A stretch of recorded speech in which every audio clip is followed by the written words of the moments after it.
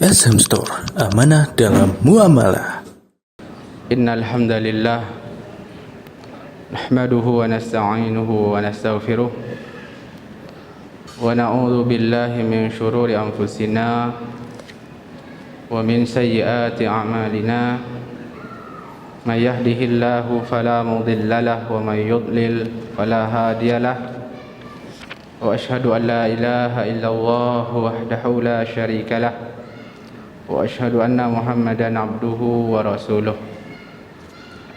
Allahumma salli wa sallim wa barik ala Muhammad wa ala alihi wa sahbihi ajma'in wa man sara ala nahjihi wa iktafa bi atharihi ila yaumiddin.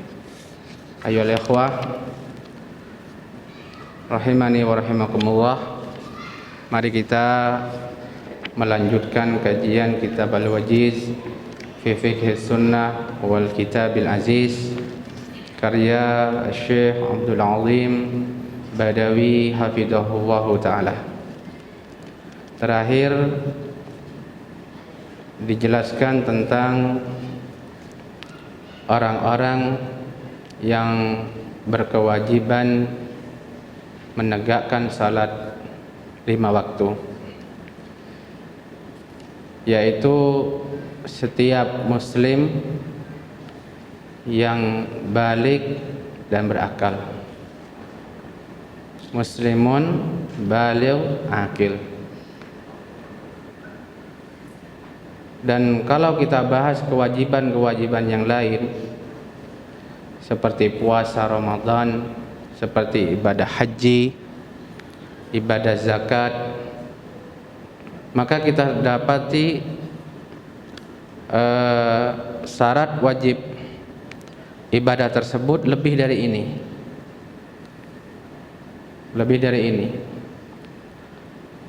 Hal ini karena memang hanya sholat 5 waktu yang menjadi satu-satunya kewajiban yang tidak bisa ditinggal apapun keadaannya. Nggak boleh ditinggal apapun alasannya, apapun uzurnya, nggak ada.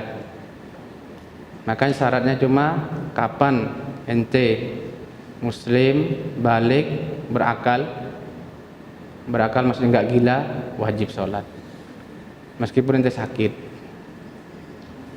meskipun antum sakit parah sekali, jadi sholat itu wajib sampai kita disolati. Itu satu-satunya. Adapun ibadah yang lain banyak uzur. Oleh karena itu pas kita bahas puasa Ramadan misalkan, maka kita dapati syarat wajibnya selain yang tadi apa? Muslim, balik, akil, sehat, mukim, ya kan? Sehat, mukim. Oleh karena itu orang yang sakit boleh tidak berpuasa. Orang yang musafar boleh tidak berpuasa.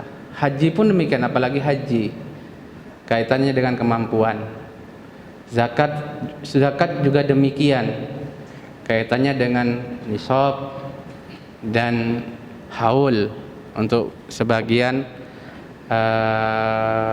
harta yang harus dizakati. Ala kulli hal, oleh karena itu menunjukkan pentingnya sholat 5 waktu sampai-sampai menjadi satu-satunya ibadah yang tidak boleh ditinggalkan, harus dikerjakan tepat pada waktunya apapun keadaannya. Oleh karena itu banyak uzurnya, bukan uzur, banyak rukhsah, keringanan. Ketika tidak bisa begini ya begini, kita tidak bisa begini ya begini, dan seterusnya. Baik. Kemudian setelah beliau membahas tentang orang-orang yang atau syarat wajibnya sholat. Paham syarat wajibnya? Syarat wajib ini syarat-syarat yang apabila ada pada seorang maka wajib sholat, maka disebut syarat wajib. Ada juga syarat sah. Syarat sah ini syarat yang kapan berkurang satu saja maka sholatnya nggak sah, makanya disebut syarat sah. Kalau terkumpul semua baru sah sholatnya.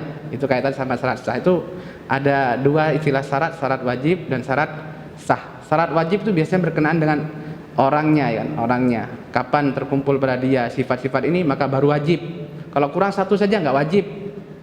Makanya kalau ada seorang muslim balik tapi gila, nggak wajib, kan gitu, kurang satu. Nah, walaupun terpenuhi syarat-syarat sahnya, menutup aurat dan lain sebagainya, nanti akan dibahas pada pembahasan yang lain. Berikutnya beliau membahas tentang waktu-waktu sholat. Dibahas, disinggung sebelumnya, sholat fardu itu ada 5 waktu dalam sehari semalam. Waktunya apa saja? Sholat fardu itu telah ditentukan waktunya.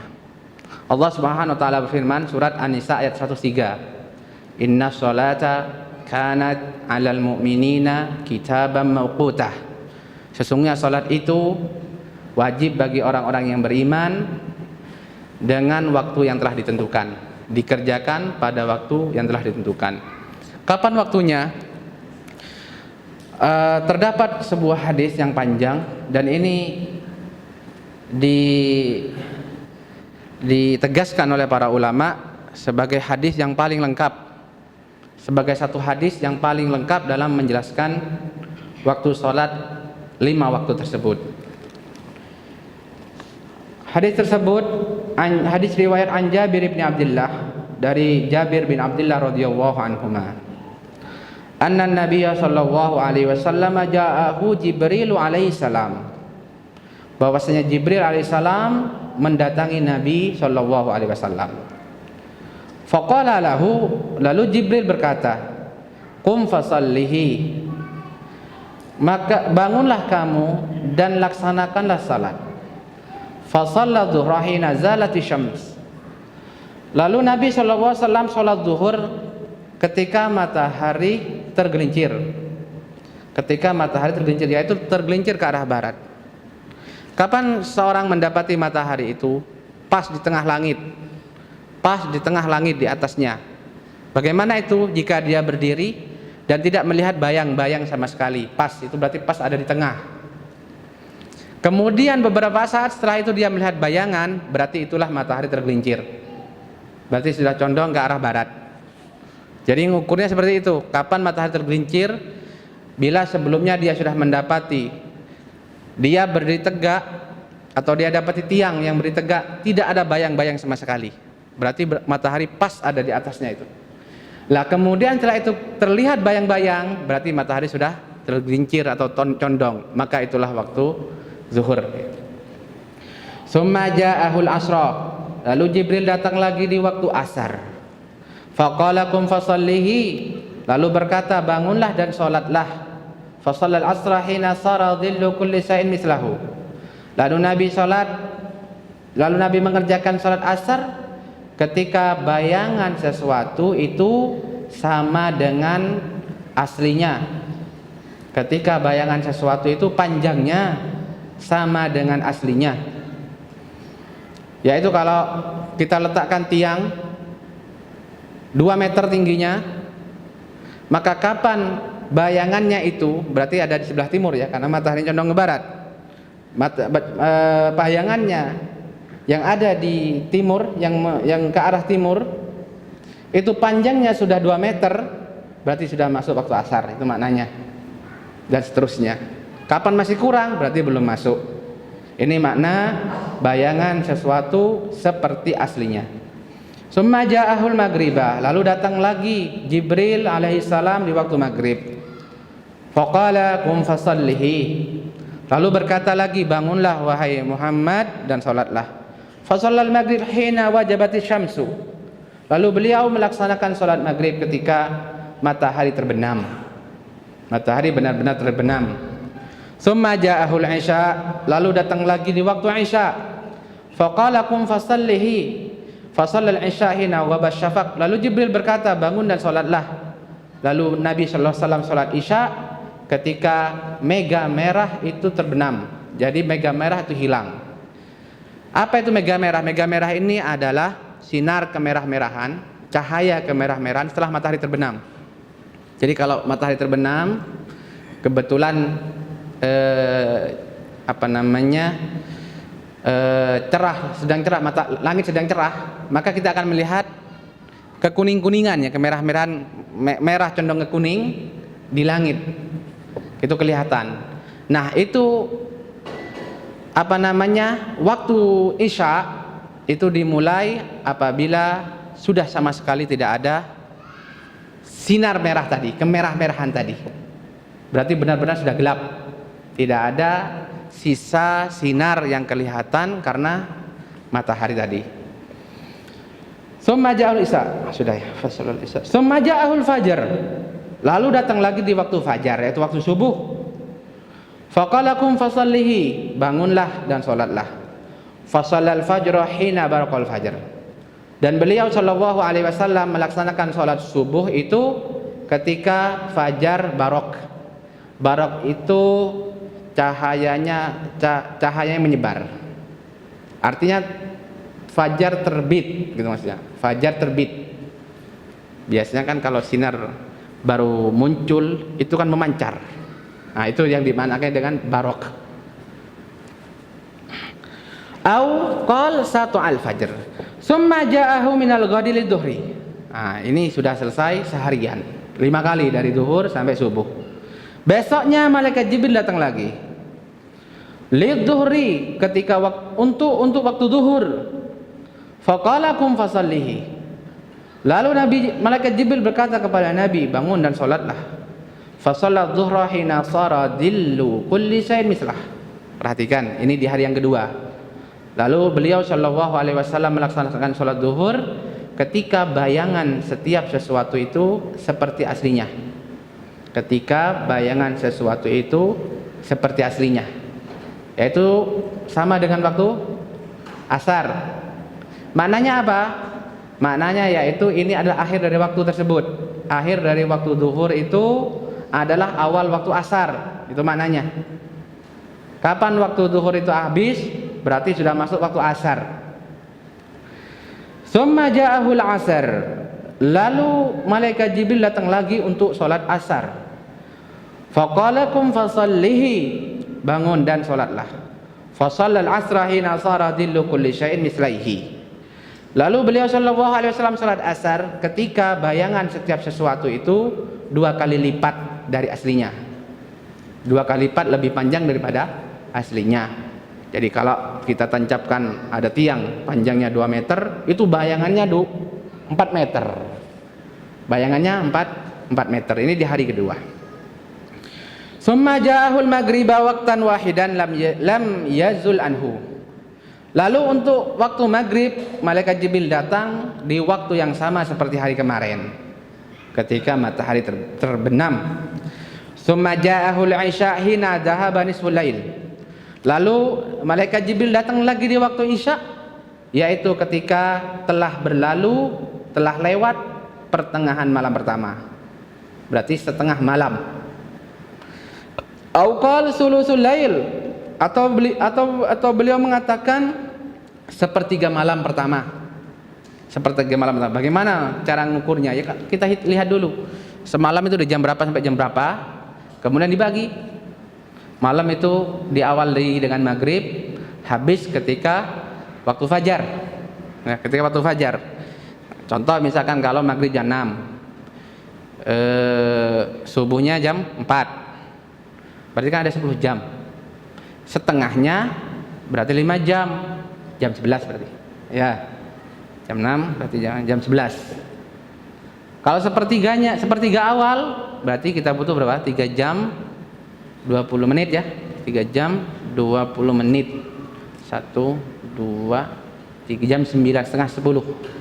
Setengah 10 itu sepertiga malam pertama. Ini makna hadis tersebut.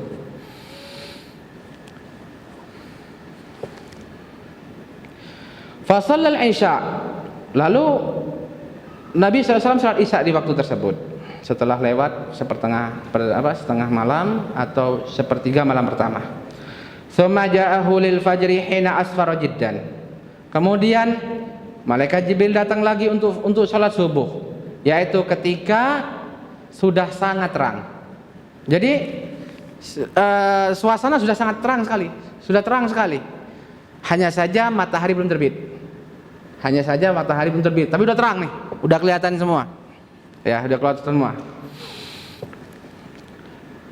Faqala kum fasallihi.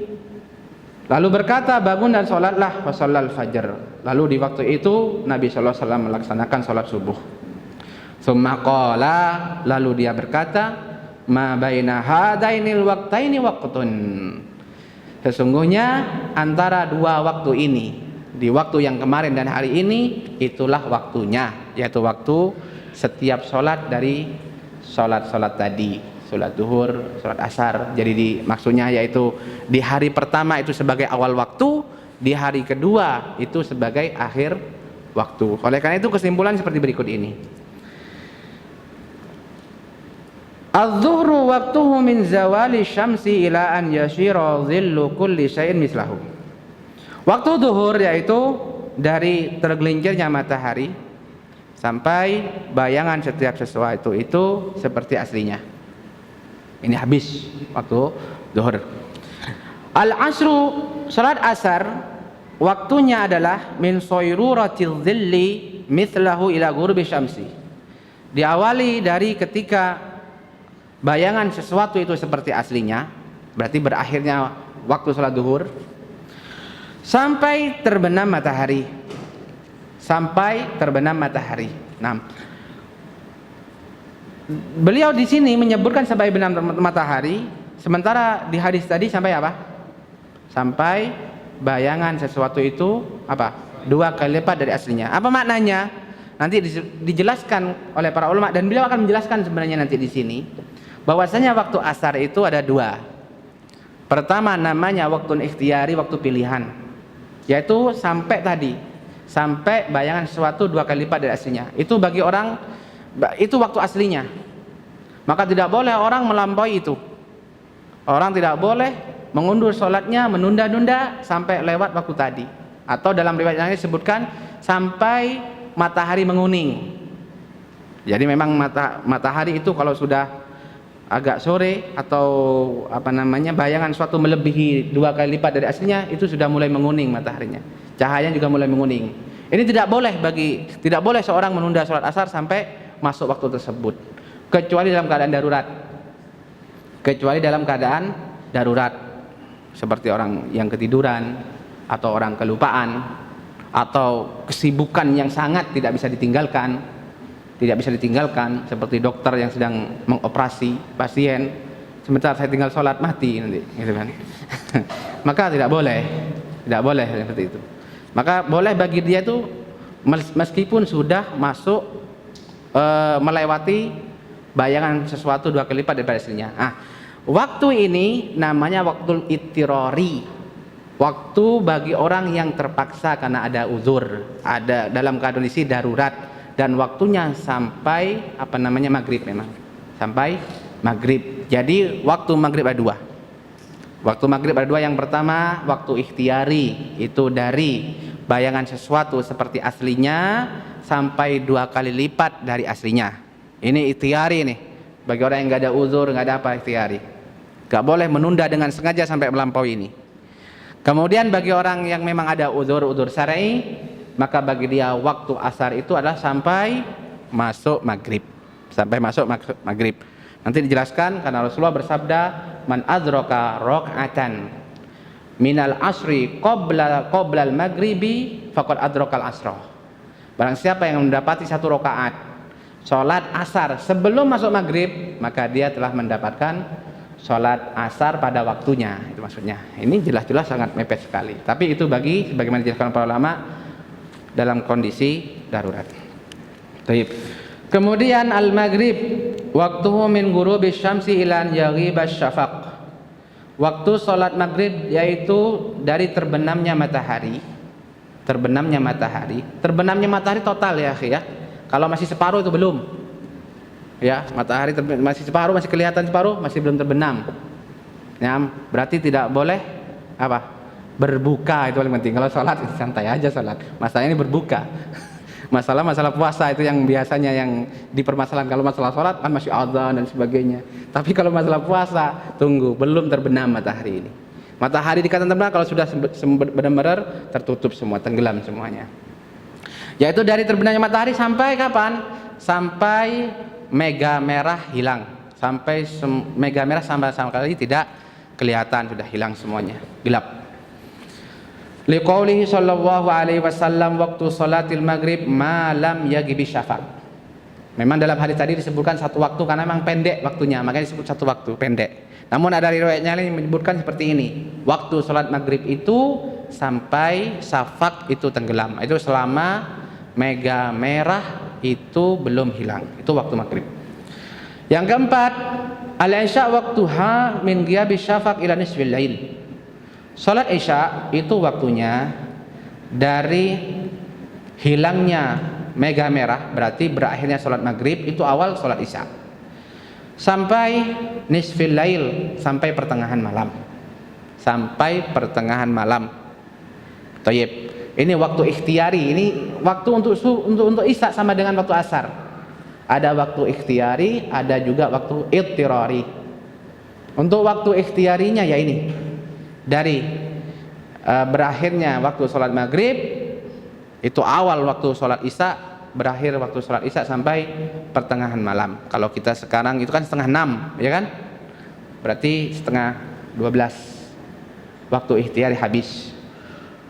Kecuali orang yang dapat ada uzur dalam keadaan terpaksa, maka waktu bagi dia sampai subuh.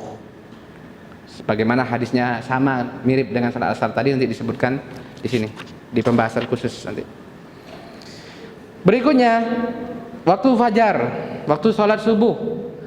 Waqtuhu min tulu'il fajri ila tulu'i syamsi. Liqaulihi, yaitu waktunya dari terbit fajar sampai terbit matahari.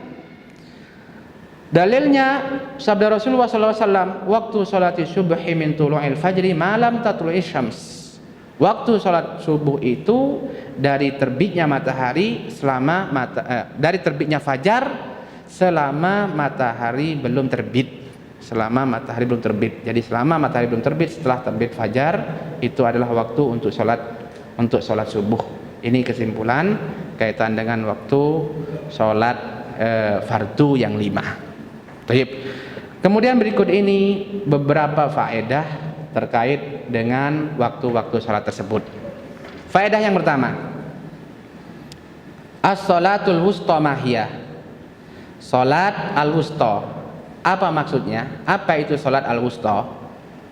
Allah Subhanahu wa taala berfirman dalam surat Al-Baqarah ayat 238. Hafizu 'alas salawati was salatil wusta wa qumu lillahi qanitin.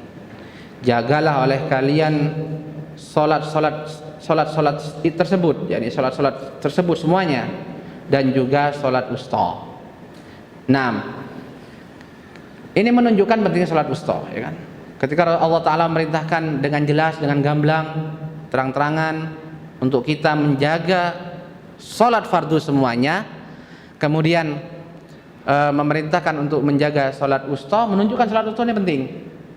Apa yang dimaksud dengan salat wusta? An Aliyin radhiyallahu anhu qala Rasulullah sallallahu alaihi wasallam yaumul ahzab. Dari sahabat Ali radhiyallahu anhu berkata, Rasulullah sallallahu alaihi wasallam bersabda pada yaum ahzab, yaitu pada peperangan Ahzab, Ghazwatul Ahzab. Syaghaluna an salatil wusta salatil asr. Tegas di sini. Mereka itu orang-orang kafir ini telah membuat kita sibuk, telah menyibukkan kita sehingga terlewat salat wusta, yaitu salat asar. Mala Allahu buyutahum wa quburahum naro. Semoga Allah memenuhi rumah-rumah mereka dan kuburan mereka dengan api.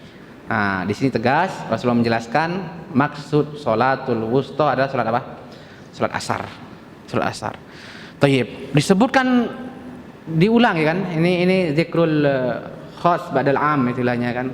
Menunjukkan perhatian khusus terhadap salat ini. Memang benar, pertama salat asar ini memang memiliki keutamaan sendiri. Di antaranya disebutkan dalam satu riwayat, karena memang ini adalah salah satu salat, ya, yang pahalanya sangat besar. Disebut dengan salat al-bardain sama Rasulullah, salat di waktu-waktu dingin. Kemudian disebutkan juga bahwasanya salat asar ini dengan salat subuh itu adalah waktu bertemunya dua kelompok malaikat yang naik dan yang turun. Itu ketemunya di waktu itu.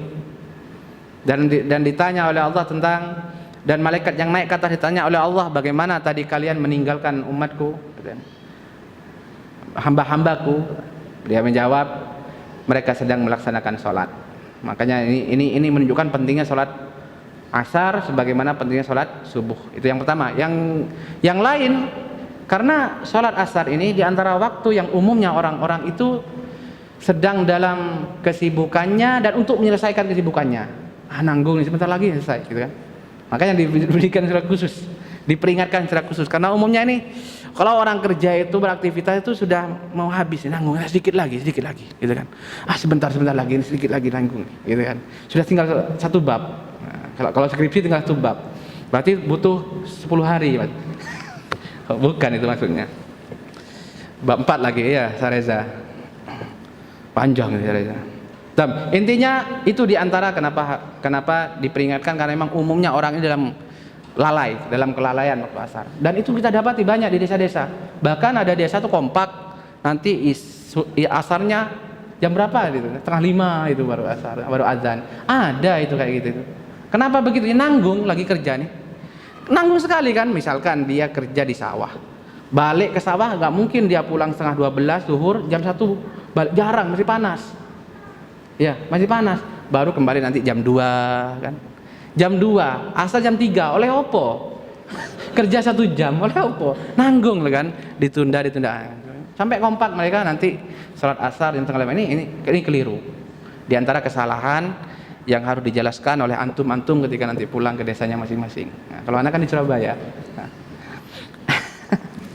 Baik. Lanjutkan. Istihbabu taqdimidz zuhri fi awalil waqti fi ghairi syiddatil har. Di antara faedah kaitan dengan waktu-waktu salat, dianjurkan dan disukai menyegerakan salat zuhur di awal waktu ketika panas tidak sangat. Artinya ketika cuaca normal itu dianjurkan salat zuhur itu di awal waktu. An Jabir ibn Samurah qala kana nabiyyu yusalli adh-dhuhra idza dahidatil sams.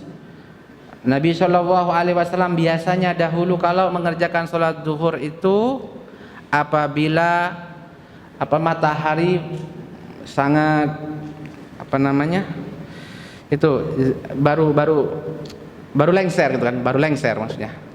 Nah, itu ada maknanya di Hamish. Aizalat wa malat an wasatis sama'il maghrib. Yaitu ketika matahari baru lengser ke arah barat, berarti benar-benar di awal waktu. Istihbabul ibrad bil-dhuhri fi syiddatil har. Begitu juga sebaliknya keadaannya apabila panas yang sangat, maka dianjurkan untuk menunggu dingin untuk melaksanakan salat zuhur.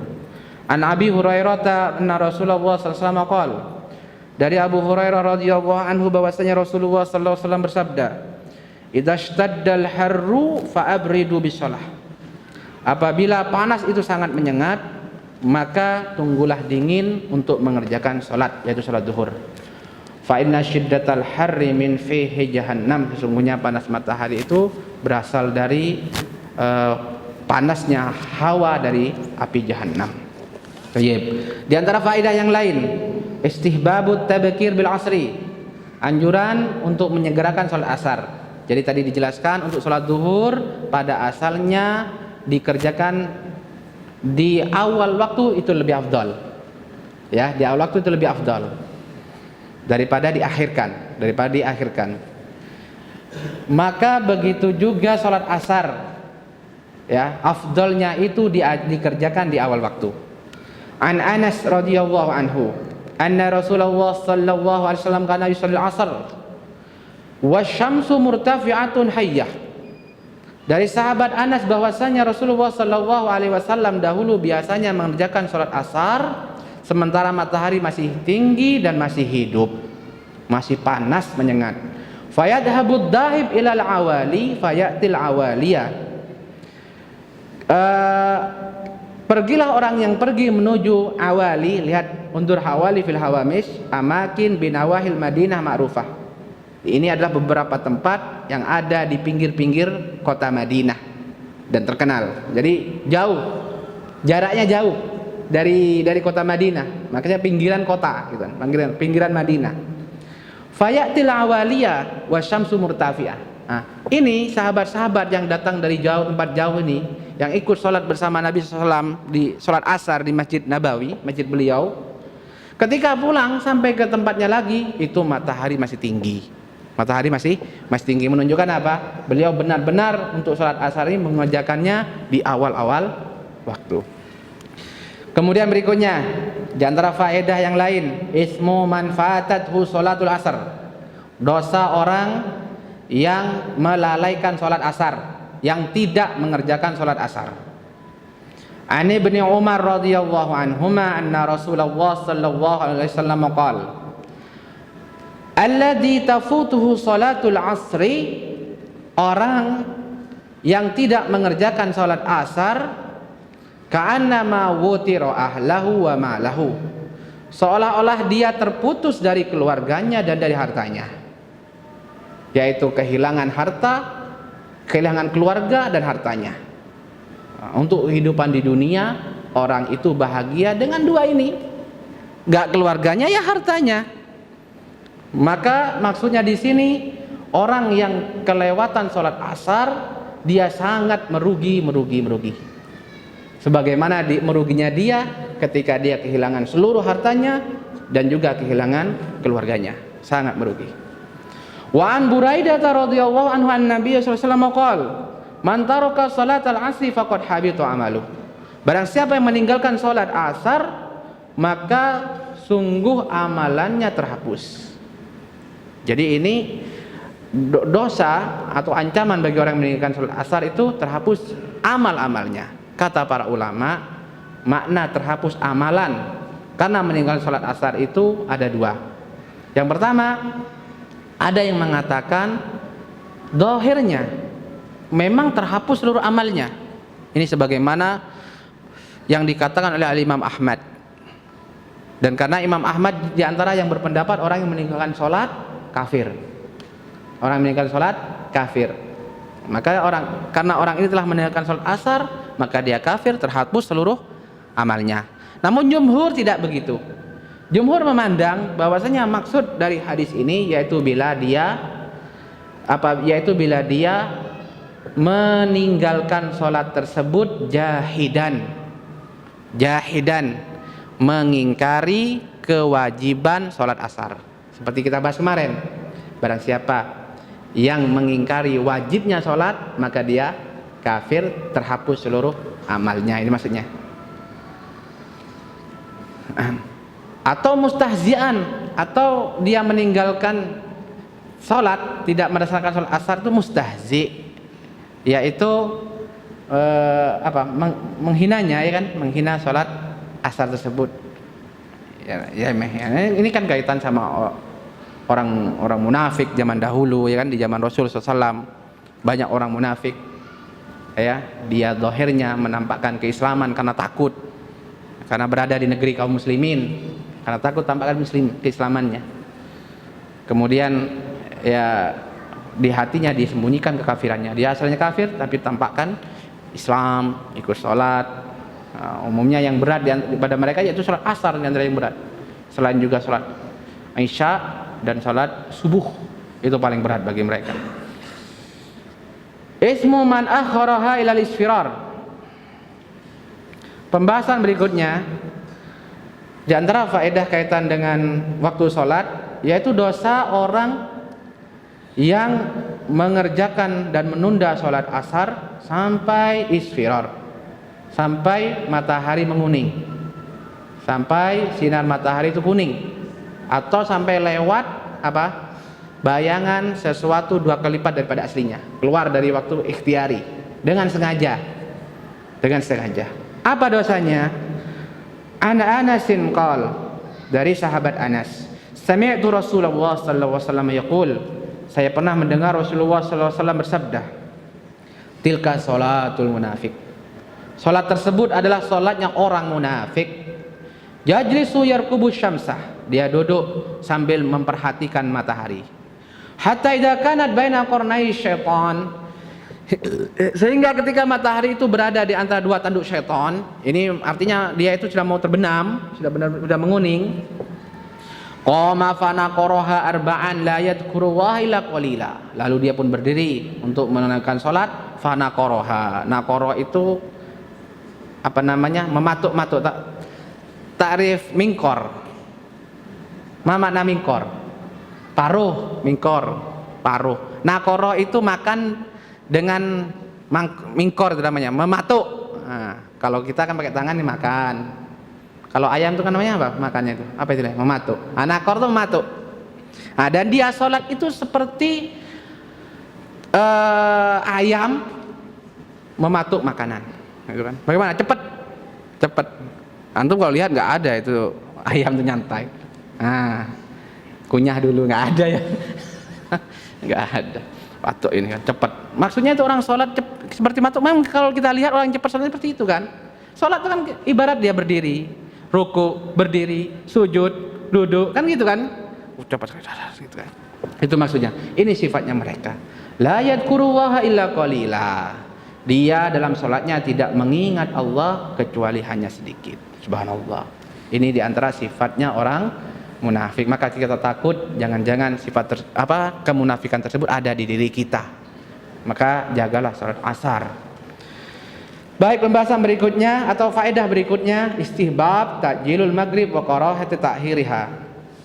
Yaitu anjuran menyegerakan sholat maghrib dan dibenci mengakhirkan sholat maghrib. Nah, tadi sholat duhur afdolnya di awal waktu, sholat asar juga di awal waktu, termasuk sholat maghrib juga di awal waktu.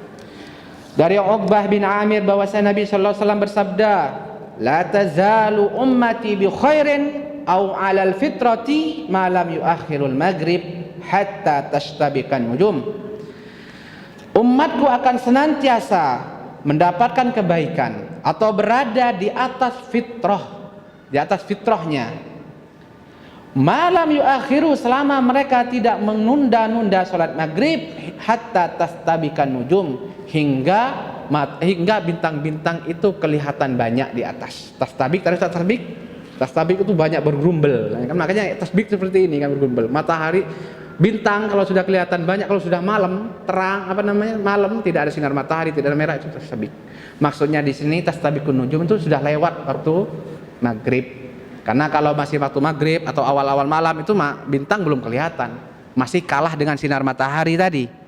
Nah, ketika Rasulullah mengatakan, ungkapan Rasulullah, bintang sudah kelihatan banyak sekali, menunjukkan waktu maghrib sudah lewat.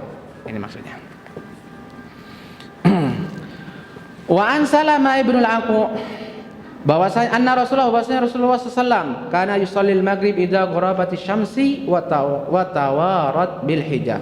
Bahwasanya Rasulullah sallallahu alaihi wasallam dahulu biasanya melaksanakan salat maghrib yaitu ketika matahari terbenam, yaitu di awal waktunya. Baik. Berikutnya tentang salat Isya. Nah, ini sebenarnya intinya yang mau agar kita benar-benar memperhatikan. Yang tadi itu sudah kita tahu dan sudah menjadi kebiasaan kita, alhamdulillah. Semoga Allah memberikan kita keistiqomahan. Maghrib, duhur, asar, maghrib di awal waktu.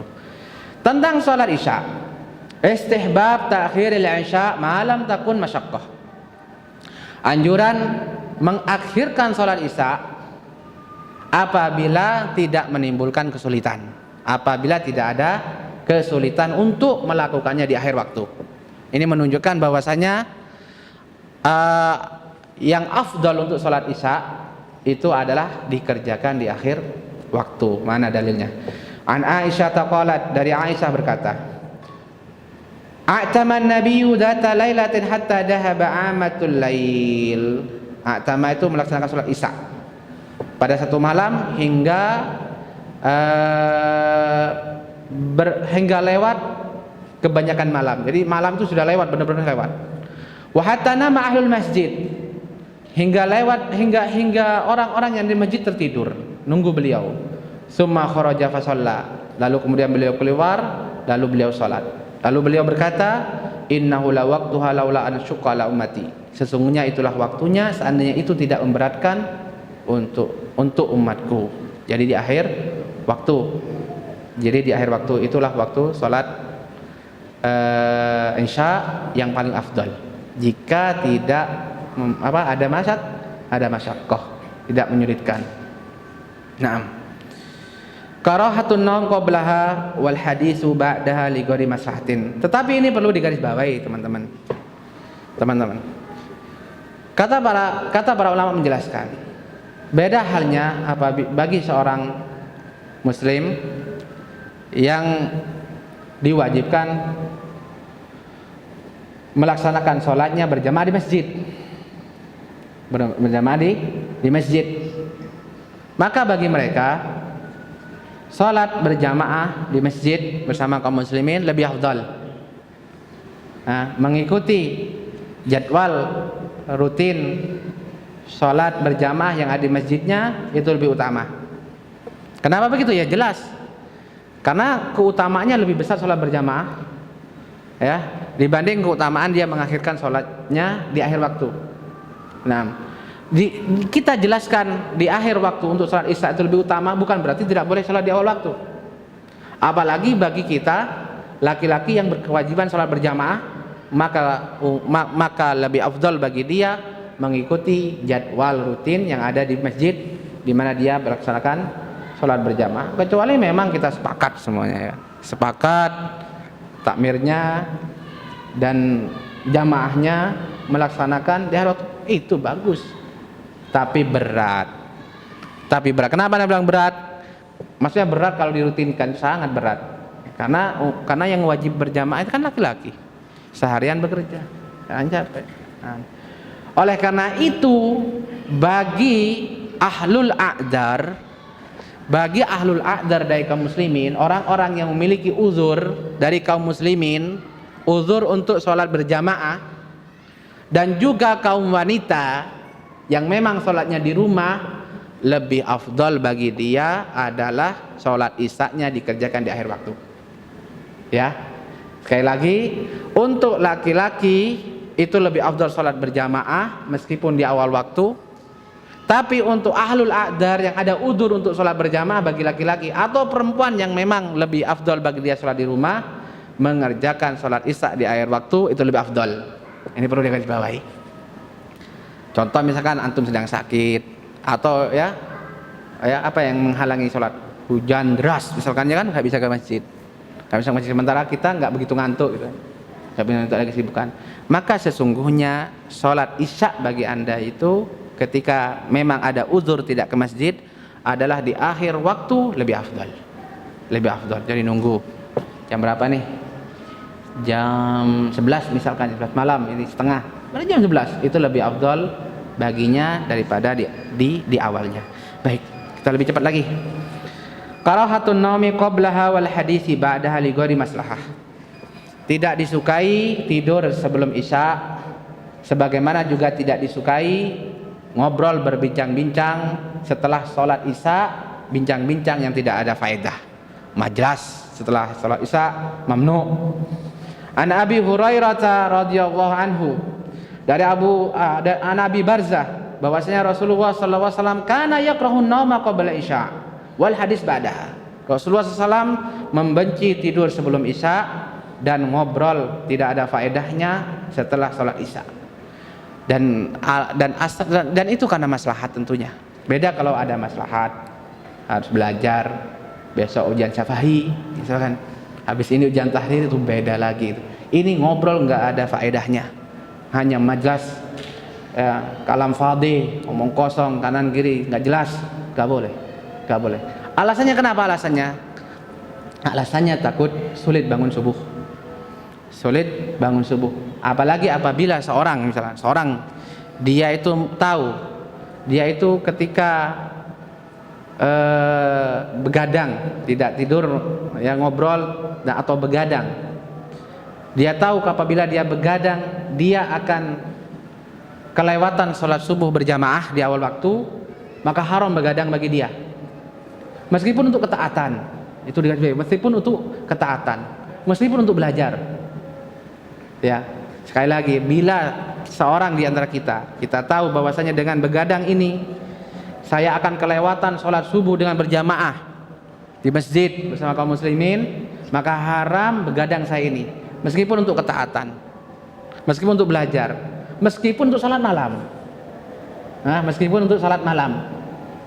Sebab dia melakukan suatu kebaikan, namun hal ini membuat dia terhalang dari kebaikan yang lebih besar. Salat subuh adalah salat yang paling agung, salat yang sangat besar, ibadah yang sangat agung sekali. Banyak sekali dalil-dalil khusus menjelaskan tentang keutamaan salat subuh. Maka hendaknya diperhatikan seperti ini. Diperhatikan seperti ini.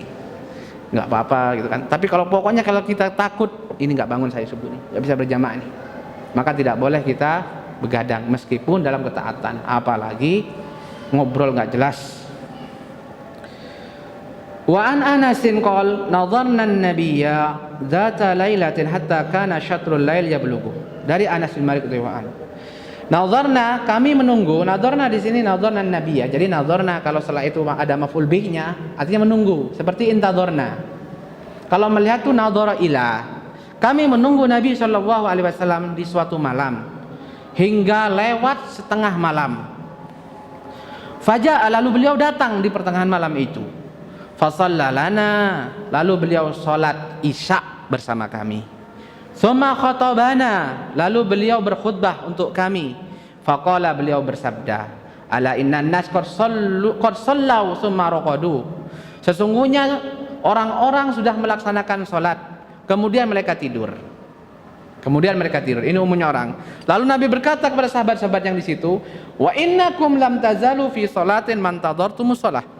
Dan sesungguhnya kalian akan senantiasa berada dalam salat, yaitu mendapatkan pahala salat selama kalian menunggu salat. Faedah yang lain dari hadis ini adalah tentang keutamaan menunggu salat fardu. Apa itu? Pahala salat selama dia menunggu salat. Jadi diamnya seseorang di masjid untuk menunggu salat fardu dicatat pahala salat meskipun dia hanya duduk menunggu. Makanya boleh ya makanya hendaknya kita setiap taklim habis maghrib itu diniatkan sekaligus untuk nunggu salat Isya. Maka bagi kita biidznillah wa bi fadlihi pahala menunggu salat. Kemudian yang berikutnya di antara faedahnya adalah untuk salat subuh itu adalah paling afdal, waktu paling utama yaitu di awal waktu. Di awal waktu ini dalil-dalilnya sangat jelas sekali menunjukkan bahwasanya untuk salat subuh itu afdalnya dikerjakan di awal waktu. Sehingga kesimpulannya dari 5 waktu salat tersebut semuanya adalah dianjurkan dikerjakan di awal waktu. Kecuali salat Isya, waktu asal atau waktu yang paling utama untuk mengerjakan salat Isya itu di akhir waktunya, yaitu di pertengahan malam, kecuali bagi kaum muslimin yang berkewajiban untuk salat berjamaah, maka bagi mereka mengikuti jadwal yang ada di masjid tempat dia atau di kampungnya yang dia mengerjakan salat di sana. Adapun ketika dia uzur atau bagi wanita yang memang tidak ada kewajiban untuk sholat berjamaah dan dia memilih sholat di rumah, maka yang paling utama baginya adalah sholat Isya di akhir waktu. Allah Ta'ala alam bisawab. Mudah-mudahan bermanfaat. InsyaAllah kita lanjutkan pembahasan ini pada pertemuan berikutnya. Aqulu qouli hadza wa sallallahu ala nabiyyina Muhammad wa ala alihi wa sahbihi wasallam wa akhiru da'wana alhamdulillahirabbil alamin. Wassalamualaikum warahmatullahi wabarakatuh.